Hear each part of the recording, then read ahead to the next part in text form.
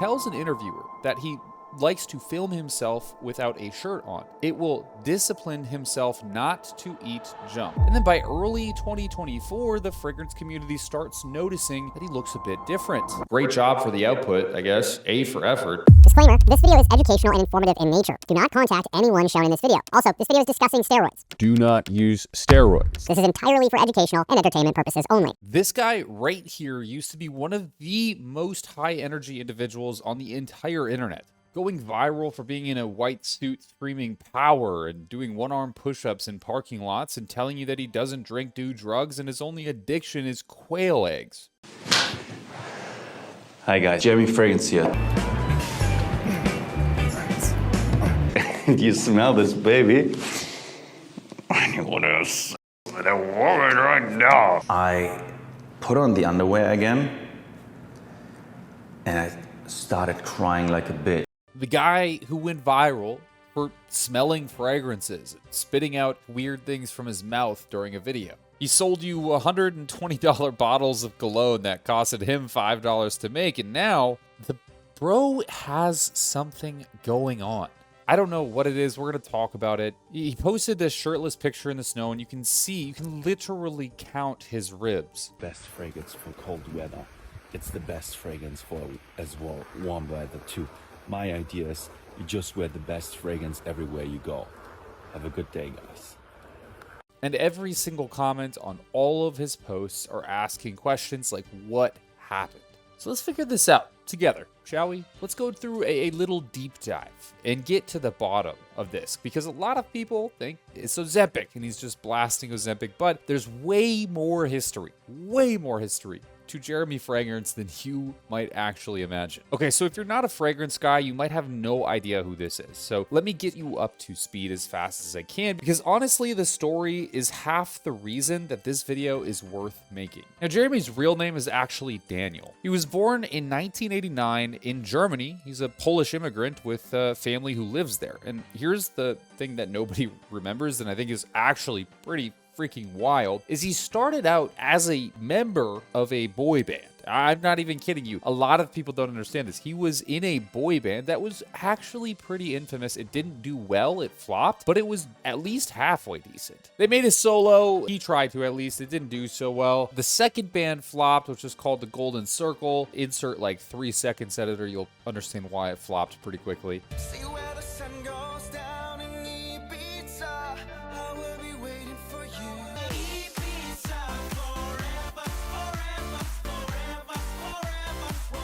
It's also a very odd name to call your band, Golden Circle, because the things that I think about when I think of the word Golden Circle, it's not a band, all right? It's not a band. This is a guy who basically wanted to be famous so bad. He wanted to be the poster boy. He wanted to be the image of the flowing hair, cool beach aesthetics kind of guy. Then around 2014, he points the camera at some cologne and starts talking about different scents and reviewing them. And it seems like that was the thing that really hit for him almost right away. It took off so fast. By 2018, just a few years later, he wins the Vivi Award, which I didn't know existed before researching this video. Apparently, there is a reward for reviewing scents. So, cool. Everyone deserves something to be great. And the winner of the Fragrance Foundation Award for Consumer Choice Vlog is Jeremy Fragrance.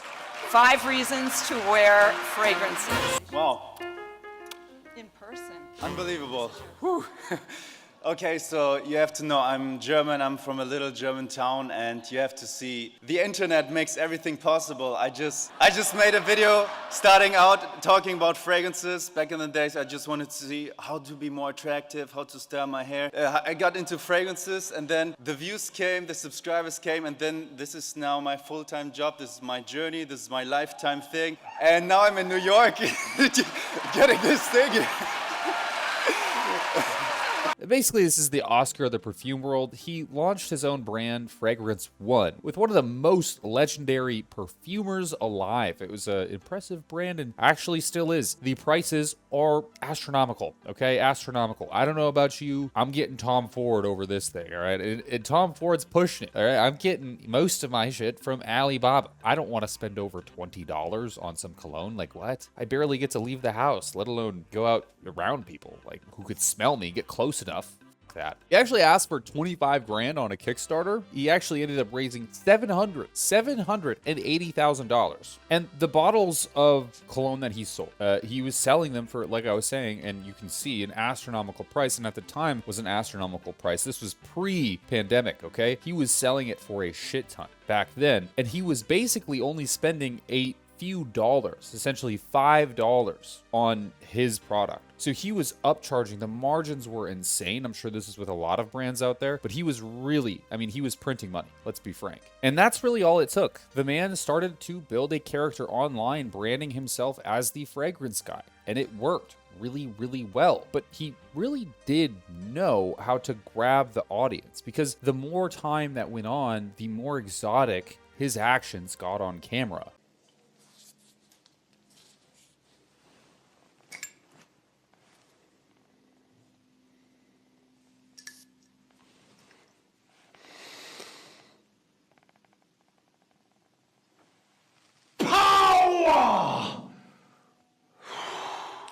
This is the version that you've probably seen, even if you don't know his name. White Patrick Bateman suit, he never takes it off, screaming power in the camera. Random one-arm push-ups, sleeps 4 hours apparently, has no girlfriend, bi-disciplined apparently. Tells everyone his Ferrari is not going to pay for itself, quote, as his Kickstarter was the main thing that got him to this position. And he became a literal meme online, like a massive meme. Everyone knew about him, and it was basically a household name at a certain point. 6 million followers on TikTok. There's a clip, and I'm sorry, but it is literally canon in this story, so I have to show you the clip where he was yelling, being sort of deranged as he's progressed in his derangement across content creation history, where he was screaming so much that a tonsil stone flew out of his mouth at the lens. Power! What was that? Was that something out of my nose? Oh, I coughed something out while screaming power. I'm sorry. That's how unhinged he's been getting. It was bad back then. It was bad. It's worse now. All right? Stick around. Like, it gets way worse. But he's just the detail that matters for where this is going. Even at the peak, the diet stuff was always a little off. He wasn't really well known for his nutritional quality, because essentially he went on German celebrity Big Brother in 2022, and on show, he refused to eat the entire time that he was in the house. Refused to. He was only having water. Of course, that didn't last long. He quit on day 6. So, oh well. He tells an interviewer that he likes to film himself without a shirt on because, specifically, and I quote, "it will discipline himself not to eat junk," quote. And that would kind of actually fit. I think that's a fair point to make. But the problem is, people aren't normal. So you looking in the mirror and telling yourself that you want to look a specific way, that way might actually not be healthy. Just like this case. Because all he was eating, and I promise that I am not making this up, was 3-minute eggs with the shell still on for calcium to balance out the chicken liver that he was having. So the relationship with food continued to get stranger and become more public.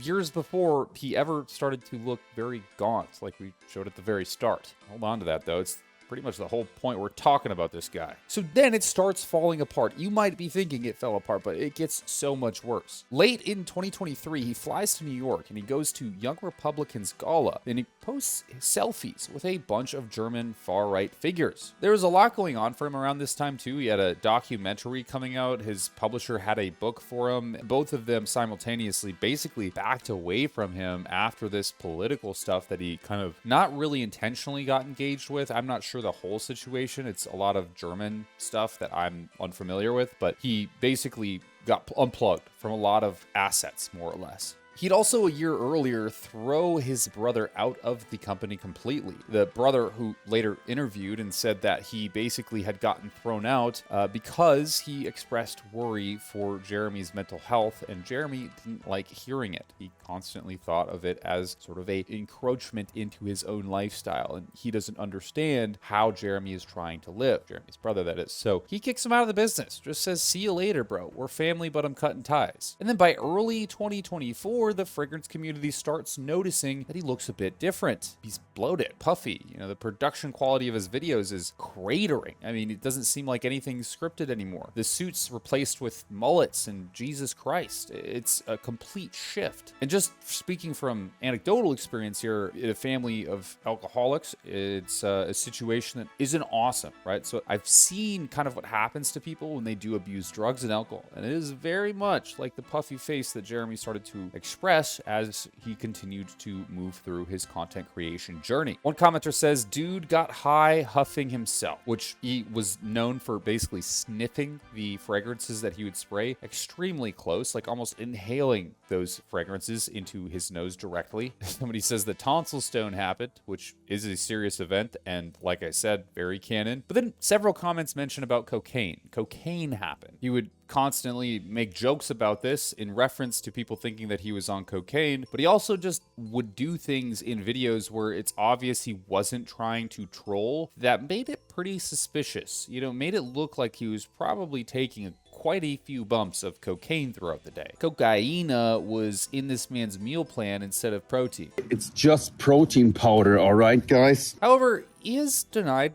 drugs over and over for years, very emphatically. Have you ever done drugs? No, never in my life I've taken any drugs except drinking alcohol. It's such a compliment when people say I ate or drink or sniff the cane, but I don't do that. Also, I think it's not sustainable. There are DJs that need to take a drug or drink alcohol, and otherwise they don't go on stage.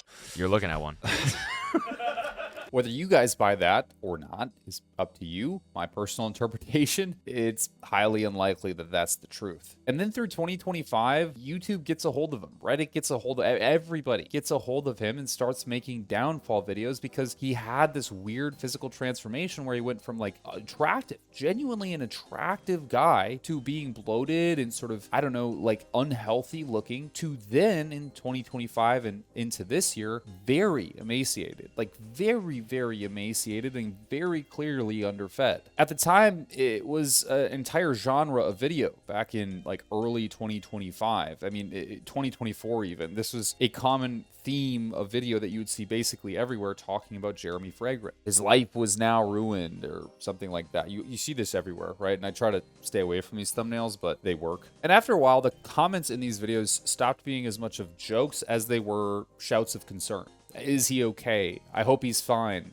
I'm praying for him. These were common threads that you would see when anyone would discuss Jeremy Fragrance. One commenter says, I miss the old Jeremy. Really sad to see him go down this path and lose everyone's respect. And then in February of 2026, he starts posting more without any clothes on, and things get oddly suspicious. For example, he posts a clip of himself walking around or on his bicycle shirtless in the snow, and he is gaunt. Ribs, sternum, the muscle, I mean, it's all gone. German tabloids like RTL and Promi Flash, actual mainstream outlets, run pieces with headlines like dramatically thin, fans are deeply worried. The comments under his own posts are people basically pleading for him to get help, saying things like, bro, are you okay? German commenters are replying things like, give this boy something to eat. Of course, this was followed by several people basically, because he is a lol cow, lolling at him and posting skeleton gifs, emojis, talking about how skinny he is and posting all sorts of kind of hateful things, to be honest, body shaming things. And when somebody's going through a situation like this, look, like, yeah, it might be some degenerate shit, right? Like he might be doing drugs or he might be, you know, who knows what's going on, quite frankly. But it's not great. You know, I hate that about the internet. I really do hate how we sort of take everything and then just derationalize it and make comments that are so unhinged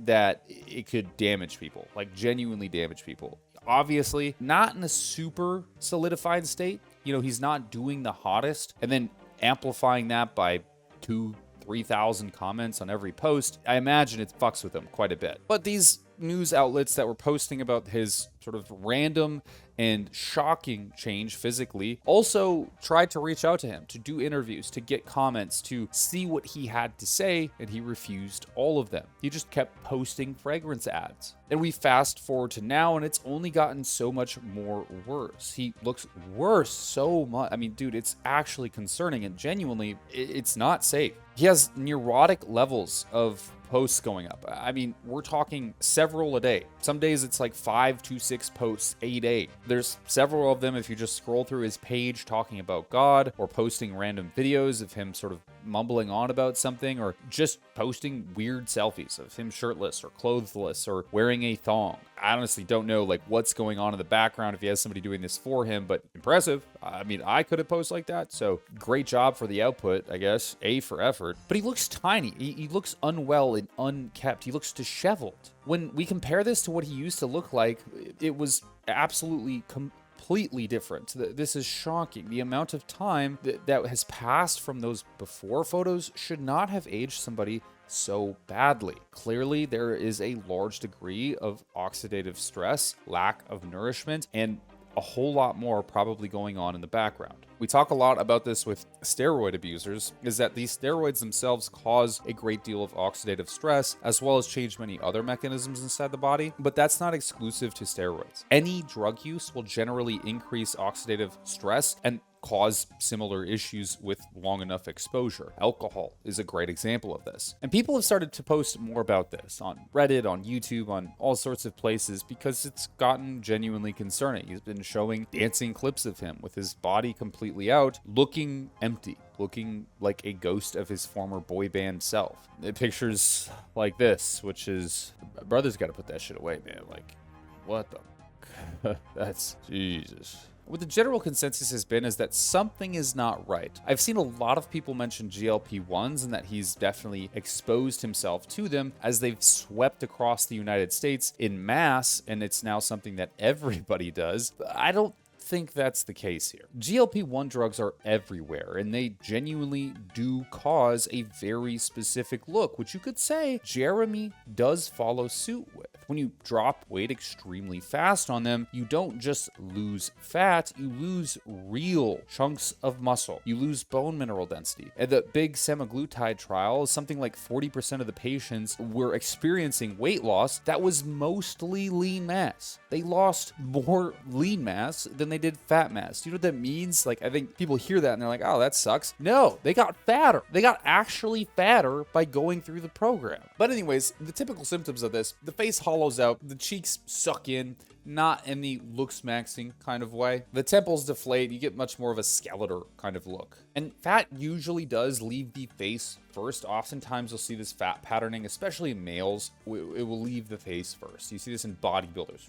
really prominently. Some bodybuilders keep a really round face, but a lot of them will get death face is what we call it in bodybuilding right away, like pretty quickly into a prep. So that gaunt and aged and deflated look could be considered a Ozempic face. So when you see Jeremy all loosey-goosey with no shirt on, skinny as he is, your brain goes, oh yeah, you know, this is Ozempic. It's a literal perfect fit. It's what he has to be doing. But with this guy, there's just, I don't think it's that. And I think it's actually a much more sad story. And I genuinely think that if anybody has been following along with his trajectory as a creator for as many years as he's been around, you would be able to see this. The number one theory that I keep seeing, and I think is most prominent and actually likely very true, is unfortunately drugs, mental health, and disorderly eating. When you line up everything that we just walked through, it's overwhelmingly clear that this isn't a case of just abusing GLP-1s, which we do often see, so you're not wrong to think that, but it's a case of somebody who's had a very unhealthy relationship with food, who's had a lifestyle where they wanted to be the idol. They wanted to be front and center on camera at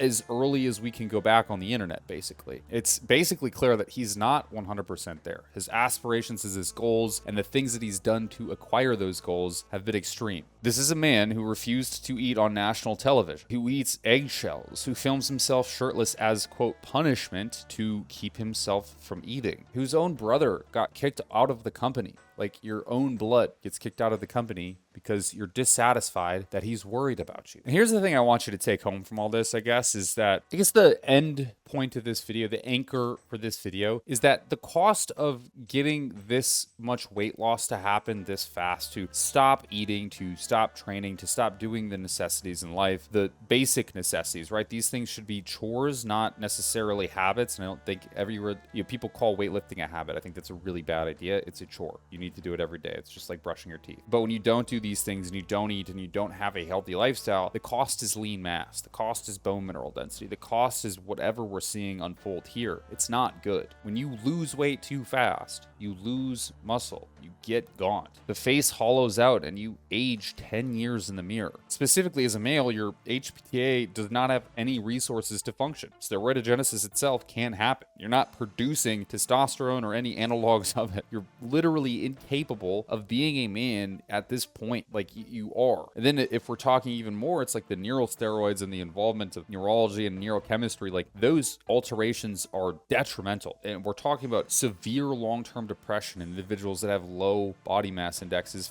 in a prolonged period of time. Like it's not a healthy state to be in. We talk about this stuff on the channel a lot. And I think it honestly sometimes doesn't register with people because, oftentimes you'll see influencers online and they're blasting steroids. So they can afford to be lean and they can stay lean and still look really big. But an average person, they stay lean for too long. They, just start under eating and chronically think that that's the best look for them. It starts looking really bad. The cruel irony is that he was right about one thing way, way, way back. He used to say that bodybuilders don't live long. So he'd rather be slim and wiry.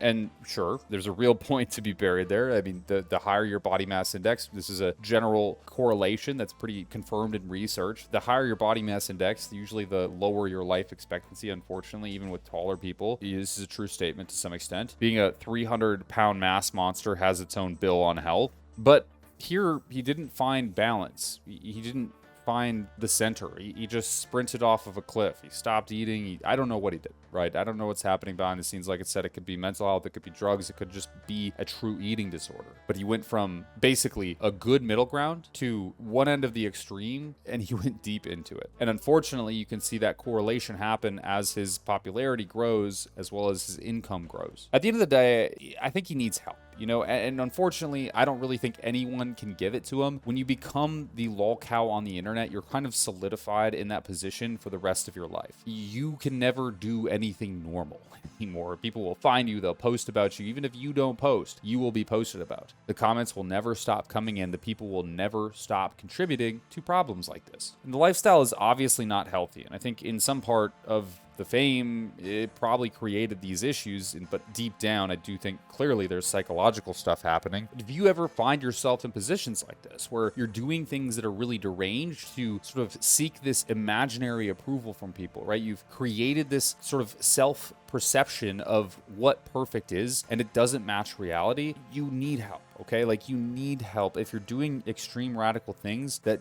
make you look abnormal when the grand majority of people would be quote unquote normal. A little bit of abnormality is phenomenal. A lot of abnormality, I start getting worried, right? Because your perception of the baseline is skewed too far off. If you ever find yourself in a position where you're doubting what's going on in your life, you need to reach out for help. Like genuinely, I think it's just so important, right? Having that personal realization of, oh shit, I'm taking this too far is really important. I think in his mind, he clearly wants to look good for the camera. He wants to look special and unique. And that has pushed him to such an extreme where he's become a ghoul compared to who he was back in the boy band days. That desire to be in front of the camera, to be popular, to be successful, has grown into this sort of bulbous thing that's not great for him anymore. Perfection is not an objective standard. It's hugely the problem with the concept of perfection. It's an internal mirror that you only see. You look into it, it looks back at you and points out all the flaws, all the differences. You see what the mirror shows you.